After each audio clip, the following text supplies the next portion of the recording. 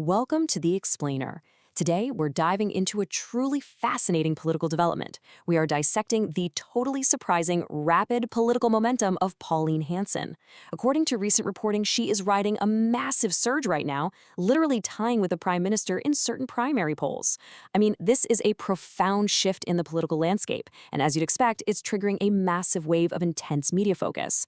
You know, when a political figure suddenly surges to the front of the pack like this, the entire conversation around them changes overnight, and that is exactly what we're going to unpack today. Which brings us to the core question driving today's explainer. Could Pauline Hanson actually be Australia's next prime minister? It's a question that could entirely reshape the ballot you fill out at the next election. Now, throughout her long political career, she's been asked repeatedly if she actually aspires to the top job. And historically, it clearly hasn't been her stated ambition. But now? Well, with this huge rise in the polls, her confidence is undeniably growing, and she is out there openly declaring that, yeah, she could absolutely take on the job. Okay, let's dive into this. Here is our roadmap for today. 1. A bid for the top. 2. Trump-style immigration plans. 3. Shifting the foreign aid. 4. The coalition alliance math. And 5. The price of scrutiny. Section 1. A bid for the top. Confidence and polls. This marks a really significant pivot for her. Rising poll numbers have a funny way of changing a politician's calculus, and Hanson is now projecting absolute certainty about her capability to lead the country.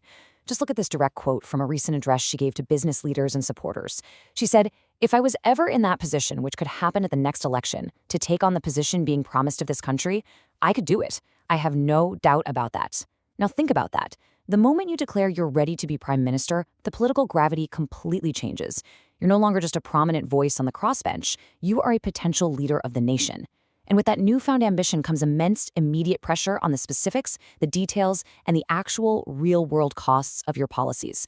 Your words aren't just commentary anymore. They're potential government mandates. Moving to Section 2, Trump-style immigration plans. Let's see how this actually builds into her platform.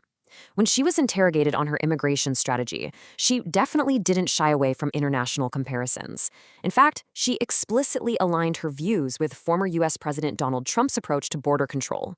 Hanson actually quoted Trump directly to illustrate her ideal strategy. She recounted Trump saying, "Okay, all those that are in the country illegally, I'll actually give you a one-way ticket out of the country." She noted that under this hypothetical, if they don't take it and are found, they never get back in. She highlighted that 2 million took the ticket and 600,000 were rounded up, concluding simply, "I think that's a great way of doing it." She clearly admires this highly specific, aggressive approach to illegal migration and wants to import that exact style of policy directly into the Australian context. Bringing it back home, the source material outlines her specific domestic proposals. She advocates for banning immigration from what she terms radical Islamic countries, stating she just wants Australians to feel safe in the streets and wants to stop anti-Semitism. She also took a very hard line on pro-Palestinian protesters, which actually earned enormous cheers from her supporters when she stated she would never have allowed Palestinian flags and protest marches on Australian streets, suggesting they should just go protest over there instead. But, and this is absolutely crucial to note, she fiercely rejects the White Australia label. When challenged on this by an interviewer, she aggressively pushed back. She gave a bit of a history lesson, pointing out that the policy changed in 1973, and firmly stated her current proposals have absolutely nothing to do with it. She flat out will not accept that framing. Section 3. Shifting the foreign aid, the budget. This is where her brand of blunt critique really comes to the forefront, targeting exactly where Australian tax dollars are being spent overseas. She is going directly after specific line items in the federal budget. For example, she openly questioned giving $600 million to Papua New Guinea for their footy team. She explicitly stated that $50 million to Afghanistan just wouldn't happen under her watch. And very notably, following Foreign Minister Penny Wong's announcement of an additional $15 million for Palestinian recovery, Hanson pointed out that this brings the total taxpayer funding from the Albanese government to the Palestinian territories up to $80 million. She aggressively contrasted this $80 million with her claim that, to her knowledge, not a single cent has been provided to Israel. This kind of blunt, targeted financial critique, it's a massive part of what is currently cutting through with voters right now. Okay, on to Section 4, the coalition alliance math. Now, what's really interesting about this slide is the raw numbers. Because her message is cutting through, she is currently sitting well above the coalition in certain primary polls. This leverage actually prompted her to make a fairly magnanimous offer. She declared she's very happy to work with the coalition, the Liberals and the National Party, to join forces and oust the current government. I mean, look at the raw political math here. According to the source reporting, One Nation is sitting on 30% of the primary vote in this context, while the coalition is on just 19%. When you combine those numbers, you hit right around 50% of the primary vote. Mathematically, a unified front makes complete strategic sense if the goal is to be highly competitive and win an election. It's a numbers game, and right now, she holds a massive chunk of those numbers. But as we know, maths doesn't always equal political reality. Despite private internal pressure from many who believe the coalition needs to stop rolling out an alliance or risk staying in opposition indefinitely, the official party line remains totally rigid. Opposition leader Angus Taylor outright rejected the idea of an alliance, specifically ruling out any merger or coalition in South Australia, insisting the Liberal Party will remain strong on its own. It's a truly fascinating standoff, honestly, right between grassroots polling data and party establishment pride. Finally, Section 5, the price of scrutiny, policy versus reality. So there's an inescapable law of political physics. When you rise to the level of a genuine contender for the prime ministership, the outsider's freedom to say whatever you like without intense fact-checking, that abruptly ends. The media is now heavily scrutinizing her, starting right with her high-profile friendships. When questioned about a heavily scrutinized trip to Italy with billionaire Gina Reinhardt, Hanson defended herself by stating there was zero taxpayer funding involved. But her primary defense strategy here is deflection. She essentially asked, "Why just look at me?"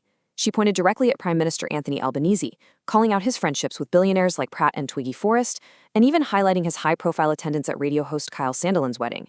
She's basically arguing there's a double standard in how elite connections are questioned. And this brilliantly illustrates the growing tension she faces between her public rhetoric and official facts. In a recent interview on 7 Spotlight, she boasted about her parliamentary attendance. She claimed she doesn't bother with committee hearings, but insisted, quote, "I'm there at Parliament every time when Parliament's sitting. I'm there every day." But when journalists pulled the official parliamentary record, the reality was starkly different. The official record shows she has actually missed 76 sitting days. Let's break down exactly what that absenteeism looks like. Since entering the Senate in 2016, she has missed 76 days, and get this, 60 of those were completely without official leave. As a matter of fact, she missed an entire 2-week sitting block in October and November to join billionaire Gina Reinhardt on her private jet to attend a conservative conference at Donald Trump's Mar-a-Lago estate. When you add it all up, the political editor for 7 calculated she has missed the equivalent of 1 full year of parliamentary sittings in her decade in the Senate. So the crucial point is this massive number right here, over 2,000. That is the total number of legislative votes she has skipped by being absent. It's a huge vulnerability for her. For years, she's enjoyed the luxury of being a political outsider, where voters frankly forgave the details because they just loved her broad message. But as she ties the prime minister in the polls, that era is officially over. The media is checking the receipts, and the scrutiny is absolutely relentless. Which leaves us with this final pivotal question. The whole reason voters have turned to Pauline Hanson in droves is her perceived authenticity, right? They feel she speaks her mind while everyone else speaks in carefully crafted political code. But voters also really hate being misled. As her statements are rigorously stress-tested against official records and budgets, what is her base going to value more? The factual accountability of a potential prime minister, or the unapologetic authenticity of the ultimate political outsider? It is the ultimate test of her political career, and it's happening right now. Thanks for joining us for this explainer. We'll see you next time.